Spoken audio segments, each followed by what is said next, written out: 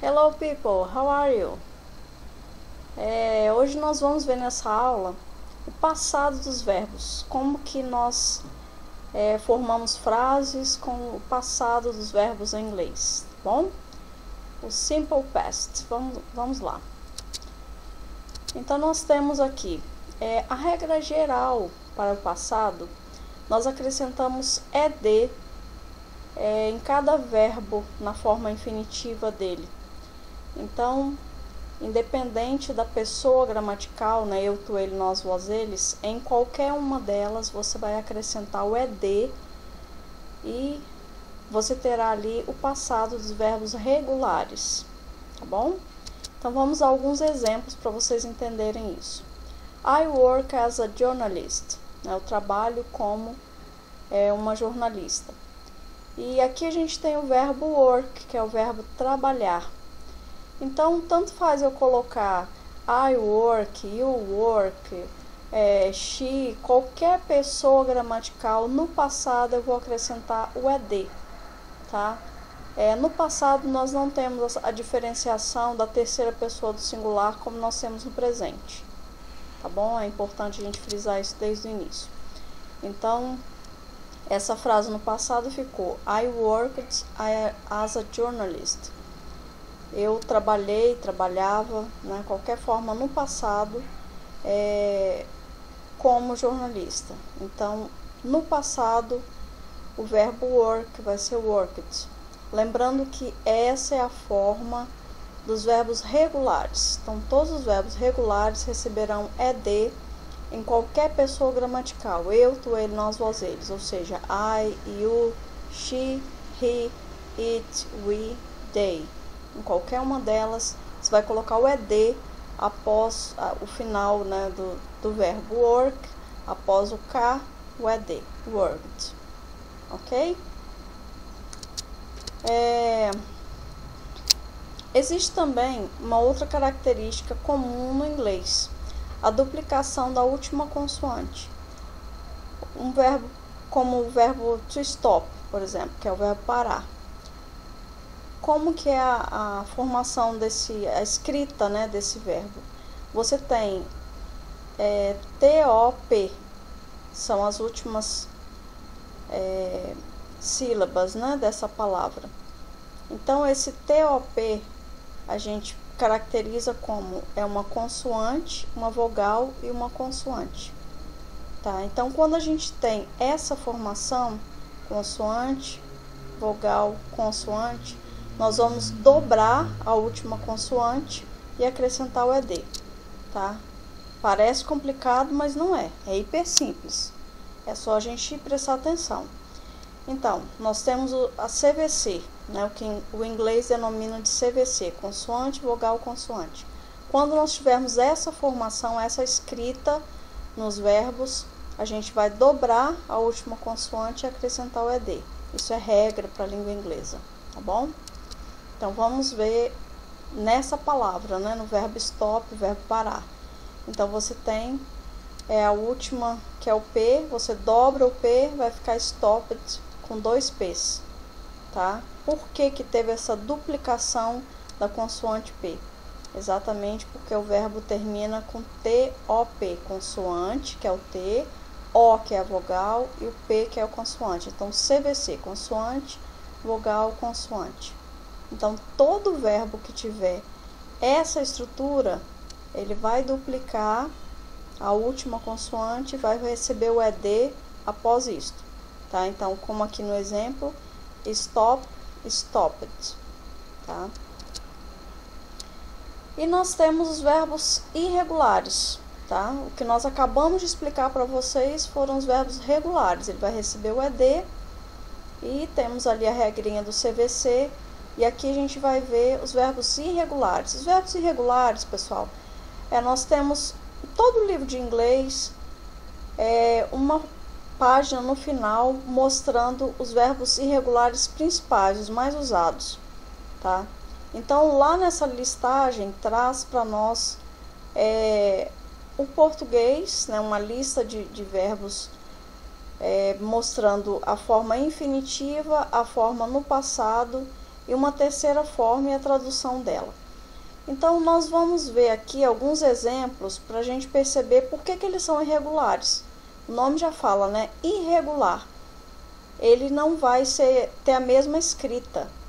Você percebe que o presente é escrito e pronunciado de uma forma e o passado é escrito e pronunciado de outra forma. Por isso que ele é irregular, tá? Lógico que existem exceções. Tem o verbo cut, por exemplo. Ele vai ser cut no presente e cut no passado. É escrito e pronunciado da mesma forma. Mas, no geral, você vai ter diferenças, tá? Por isso que eles são chamados de irregulares.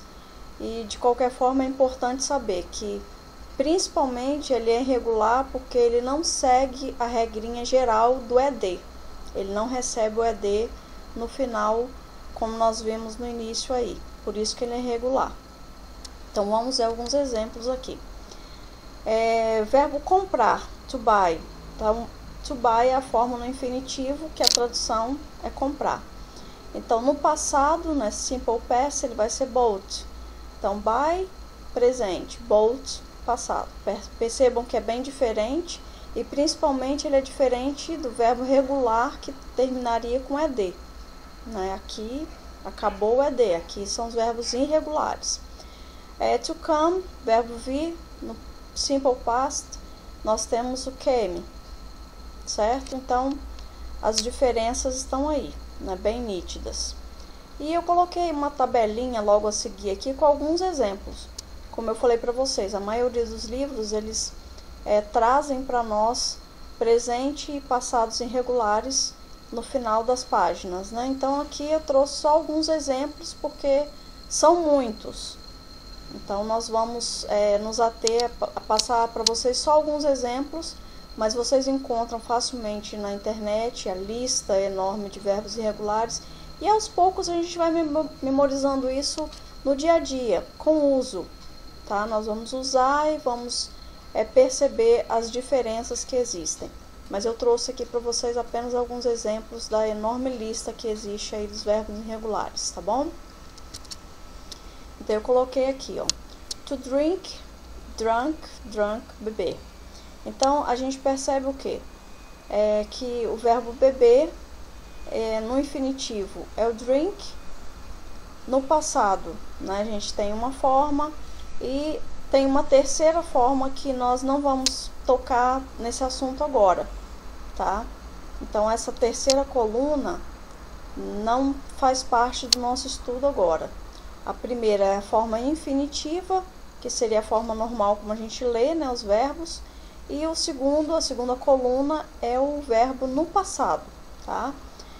To drive, que é o verbo dirigir, né, guiar. Drove, no passado. To eat, que é o verbo comer. Passado, ate. To have, que é o verbo ter.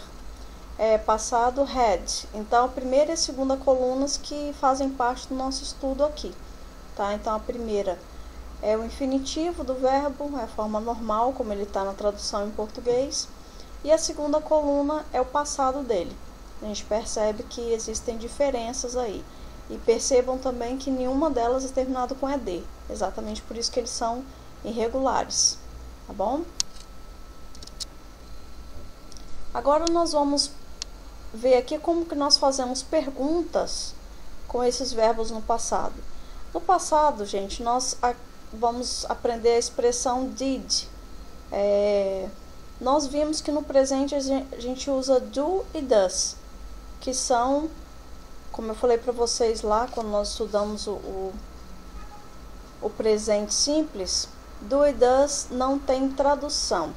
São apenas indicativos de perguntas ou de negação, né? São expressões, né, que nós utilizamos para mostrar que os verbos estão na forma afirmativa, ou na forma interrogativa, ou na forma negativa. Aqui no passado, nós vamos ver a forma did.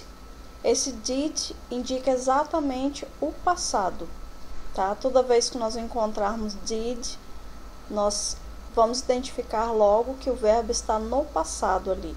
E lembrando que isso cabe para todos os verbos, menos o verbo to be. tá bom? Então aqui, ó, nós temos o verbo understand. Did they understand me? Então understand é o verbo entender, tá? Então eu estou fazendo uma pergunta no passado. Então did indica passado, e como é pergunta, né, o did vai no início da frase. Então did no início da frase é pergunta no passado. Eles me entenderam? Essa é a tradução. Então indica que o verbo está no passado e indica que é pergunta porque o did está no início da frase, tá bom? Outro exemplo aí. Did you come back to work? Você voltou ao trabalho. Aqui nós temos o verbo come e indica passado porque tem o did, que é uma expressão indicando o passado aí do verbo come. Did you come back to work? Você voltou ao trabalho. E como ficaria isso na forma negativa? Como que esse did seria mostrado de forma negativa? A forma negativa, nós temos o did, né, que indica passado, mais o not, né? O not indica um não. E abreviando didn't. Então nós temos aqui um exemplo que inclusive está no livro do ProJovem, né, na unidade 5 do livro do ProJovem. I didn't invite Julia to my party yesterday. Eu não convidei Julia para a minha festa ontem. Então, o verbo aqui é o verbo invite, né? Did é passado, então eu não convidei, tá? Então, mostrando que o verbo vai para o passado porque eu coloquei a expressão did. Eu não convidei Julia para a minha festa ontem.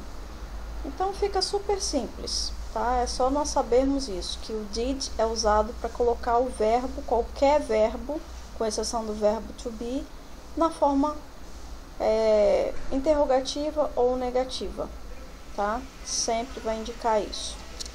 E é isso, pessoal. Tenham uma boa semana. Take care.